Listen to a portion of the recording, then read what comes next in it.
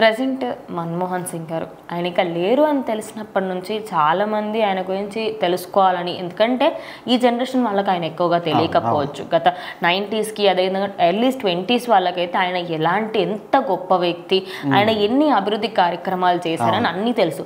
అయితే ఆయన మాత్రం 2 సార్లు ప్రధాని అయినప్పటికీ కూడా ఆయన ఒక కోరిక ఆయనది నెరవేరలేదంట. అసలు అదేంటి? ఇంకోటి అసలు చాలామంది తెలియకపోవచ్చు, రాజకీయ వ్యక్తులు అంటే ఎలా ఉంటారు, ప్రతి ఒక్కటి ఎక్కడ సందర్తో అక్కడ దోచుకోవాలని.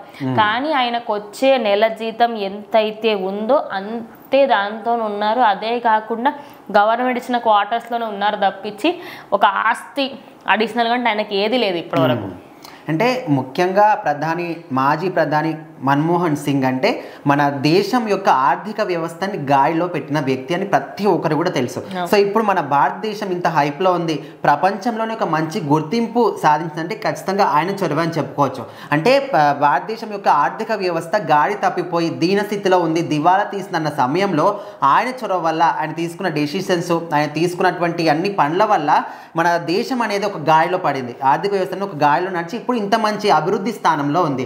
సో ఆయన గురించి తెలుసుకోవడానికి కానీ, ఆయన ఎక్కడ పుట్టాడు, ఎక్కడ చదివాడు, ఎక్కడ వరకు చదివాడు, తర్వాత ఇండియాకి వచ్చిన తర్వాత ఎక్కడ ఉన్నా, సో ఇవన్నీ తెలుసుకోవడానికి ఇప్పుడు అందరూ కూడా ఆసక్తి చూపిస్తున్నారు అనమాట. సో నిన్న సాయంత్రం అకస్మాత్తుగా ఆయన పడిపోవడం జరిగిందంటే స్పృహ తప్పి. సో అప్పట్లే అక్కడ ఉన్నటువంటి ఎయిమ్స్ హాస్పిటల్లో జాయిన్ చేసినప్పటికీ సో కొద్దిసేపటికి చికిత్స పొందుతూ ఆయన మాత్రం చనిపోవడం జరిగిందంట. సో అప్పటి నుంచి అందరూ కూడా మాజీ ప్రధాని మన్మోహన్ సింగ్ ఆయన చేసిన సేవలు, దేశానికి చేసిన సేవలు ప్రతి ఒక్కటి కూడా గుర్తు చేసుకుంటున్నారు. సో ఈ సమయంలోనే అసలు ఆయన పుట్టి పెరిగిందంతా కూడా మనకు పాకిస్తాన్లో అనమాట. సో పాకిస్తాన్లో పెరిగినప్పటికీ అప్పట్లో మాత్రం మనకు పాకిస్తాన్, ఇండియా అని ఏం కూడా లేకుండే, అన్ని కలిసే ఉండేవి. సో దేశం అనేది విభజన చెందిన తర్వాత వాళ్ళ నాన్నగారితో కలిసి ఆయన మాత్రం ఇక్కడ ఇండియాకి రావడం జరిగింది. సో ఆయన 4వ తరగతి వరకు చదువుకున్న పాఠశాల కానీ, వాళ్ళ పుట్టి పెరిగిన గ్రామం కానీ ఇవన్నీ కూడా ఎప్పుడు ఆయనకు గుర్తుకొస్తూ ఉండేవంట. సో ముఖ్యంగా ఇక్కడ రాజీవ్ శుక్లా అనే వ్యక్తి ఒక ఇంటర్వ్యూలో చెప్పాడనమాట ఆయనకున్న కోరిక గురించి. ఏ విధంగా అంటే తను ప్రధానిగా ఉన్నప్పుడు చాలాసార్లు తనతో పాటు మాట్లాడడం జరిగిందంట. తనకి ఇచ్చినటువంటి ఏదైతే భవనం కానీ ఉంటాయి కదా, సో అప్పుడు మాట్లాడినప్పుడు ఈ విషయం చెప్పాడంట. ఏ విధంగా అంటే నేను ఎప్పుడైతే ప్రధానిగా ఉన్నానో, ఈ ప్రధానిగా ఉన్నప్పుడే నా పుట్టినటువంటి గ్రామానికి వెళ్ళాలి, అక్కడ నేను వెళ్ళాలి, నేను చదువుకున్న పాఠశాలను చూడాలి, నేను పుట్టి పెరిగిన ఇల్లును చూడాలనే విధంగా కోరికనైతే చెప్పాడంట.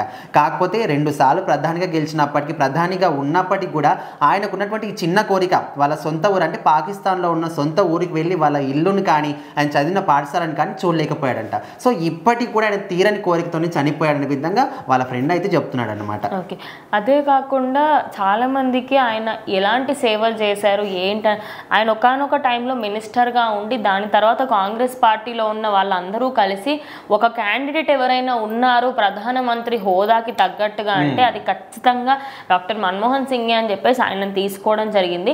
ఇంకా అంటే ఆయన దగ్గర ఎన్ని మంచి క్వాలిటీస్ ఉండేవి అంటే అసలు చెప్పలేమన్నమాట, 1-2.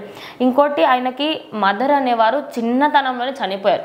చనిపోయినప్పటికీ కూడా ఆయన వాళ్ళ తాతయ్య వాళ్ళ ఇంట్లో పెరిగి దాని తర్వాత ఆయన ఎడ్యుకేషన్ అంతా కంప్లీట్ చేసుకొని మినిస్టర్ అయ్యారు. ఆయన ఫైనాన్స్ మినిస్టర్గా ఉండే.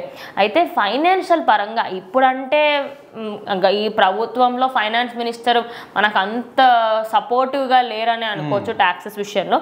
కానీ అప్పట్లో ఇప్పుడు 10 రూపాయలు అనుకోండి ఏదైనా వస్తువు, దాని మీద 0.550 అంటే 50 పైసలు మాత్రమే ట్యాక్స్ ఉండేది. అంత తక్కువ ట్యాక్సులు తీసుకున్న ప్రభుత్వంలో మాత్రం ఆయన అయితే మంచిగానే ఫైనాన్స్లో బాగా హెల్ప్ చేశారనమాట.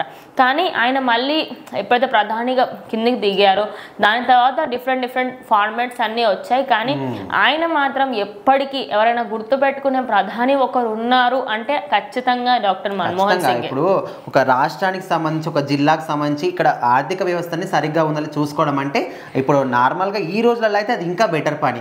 కానీ ఆ రోజులలో డబ్బులు అనేవి చాలా తక్కువ ఉన్న రోజులలో, అది కూడా ఒక రాష్ట్రానికి కాదు దేశం మొత్తానికి ఆర్థిక వ్యవస్థను గాడిలో పెట్టాడంటే ఆయనకున్న తెలివితేటలు, ఆయన పనితీరు ప్రతి ఒక్కరు కూడా ఇప్పటికీ గుర్తు చేసుకున్నారంటే ఆయన సేవలు ఆ విధంగా ఉన్నాయన్నమాట. సో మొత్తానికైతే మాజీ ప్రధాని డాక్టర్ మన్మోహన్ సింగ్ మాత్రం ఇక్కడ లేరు. సో అందరూ కూడా ఆయన ఆత్మకు శాంతి కలగాలని కోరుకుంటున్నారు.